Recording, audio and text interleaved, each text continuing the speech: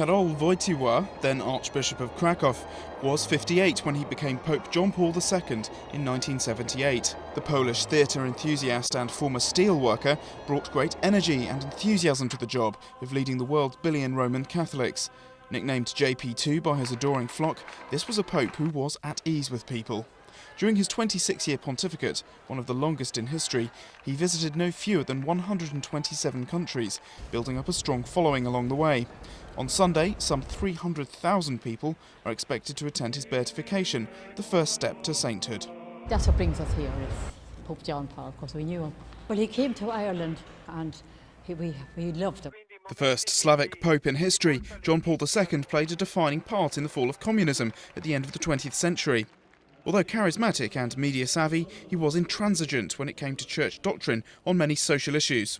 He had the courage to meet with dictators and the like, but for him what counted was the church as an institution, which sometimes meant making very hard decisions, even when it came to young people.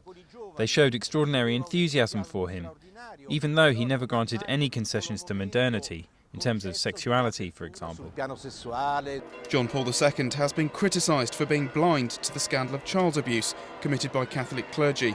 It's a tough legacy that his successor, Benedict XVI, has been forced to tackle head-on.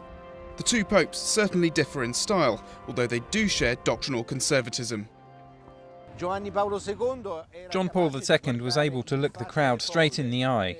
Benedict XVI is a rather shy person who has had to adapt to the role. Initially, when the faithful approached him, he virtually elbowed them away because he was afraid of being touched. However, Benedict has shown he's willing to move with the times in some respects. In 2010, he relaxed the Vatican's hardline stance on contraception and decreed that condom use was acceptable in certain cases.